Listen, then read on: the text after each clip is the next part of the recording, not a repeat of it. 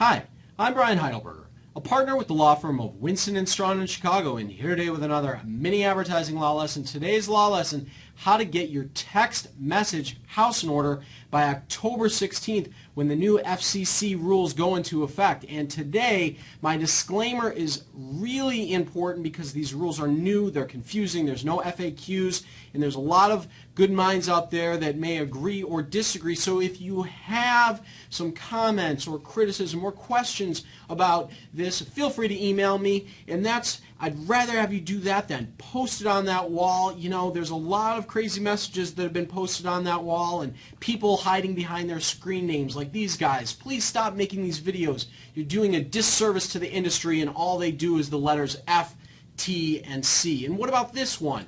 Please stop making these videos. They're embarrassing. And again, another coward hiding behind their screen name, just the initials M-O-M. Come on, people. Feel free to say it to my face directly. So, what happens on October 16th? Well, the FCC passed a rule back in 2012 which is going into effect, and it requires a stronger form of consent for receiving marketing text messages, and it requires additional disclosures. Previously, you just needed consent, but now to receive marketing materials, you need written, signed consent, and there is a disclosure that needs to go along with it, something to the effect of consent to get text is not required or a condition of purchase. And this is very significant because there's big penalties and risk of class actions if you don't follow these rules.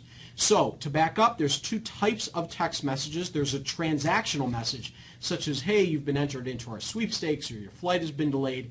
Then we've got marketing messages, 20% off. Now even better, tastes better, now available. Those are marketing messages, and that's what's triggered here. Now be careful, because if you mix your messages, if you have transactional messages but you add marketing messages to it, that very well could just be deemed a marketing message and subject to this stricter form of consent. Now, when you're looking at what we're going to do, there's two things you want to think about. One is those people that you're going to get opted in the future, but you also want to be concerned about those people who are in your current text message database and how we deal with them.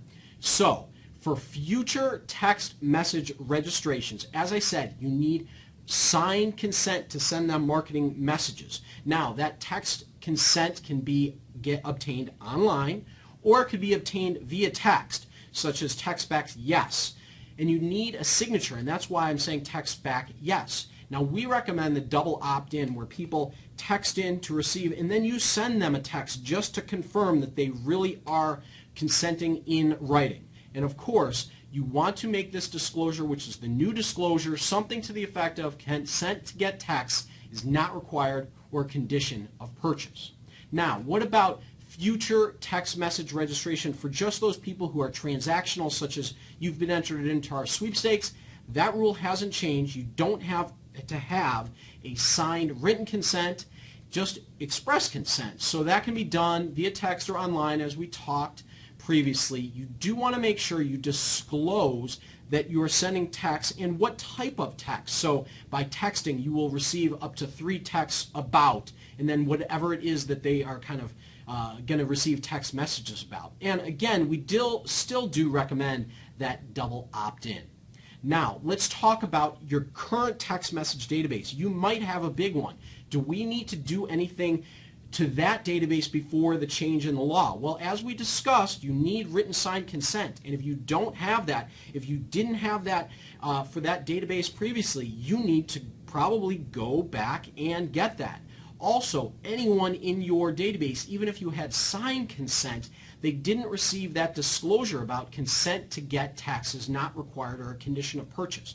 Now, the law is very unclear at this point. There is no FAQs by the FCC, but because of the big penalties, because there's the risk of class action, it could be that your list is not compliant, and anyway, you're supposed to re-up consent periodically anyway. We think that this is a great time to send out a compliant text prior to October 16th to reestablish a compliant opt-in. And that would be something, sending a text that says something, reply yes to keep getting auto-dialed marketing messages from us.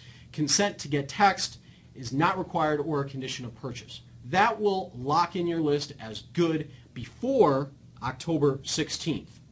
Now, what about our current database for just people receiving transactional messages? Do we have to do anything? Well, there really hasn't been anything that changed on that. You still need express consent. You needed it before. So if you properly got express consent, you can continue to send them those transactional messages as you previously were. But remember about mixing that transactional and marketing messages. You don't want to do that. Now, this is not the law, but there are additional best practices and other good requirements to take into consideration when getting consent. You want to make sure you clearly describe the program and not just a blanket opt-in for everything. You want to include your name. You want to include opt-out instructions. You want to tell people how many will be sent and disclose things like additional carrier costs. You'll also want to give help instructions. And if a checkbox is used, make sure that that box is not pre-checked, because that's not really consent. Now, additional requirements when actually sending out the text. Remember, only send text information that people have opted in to receive. If they opted in to receive information about a sweepstakes, don't send them information about other things. You want to, in that text, include assistance language like text stop to stop and help to help, and you want to include data language like message and data rates apply. So that's it for today. I know it's a complex one. Go talk to your lawyers, but make sure your house is in order before this rule goes into effect on October 16th. And if you want to follow me on Twitter at Bry Heidelberger, and for more mini law lessons, go to youtube.com/adage or /Brian Heidelberger. And until next time, let's be careful out there.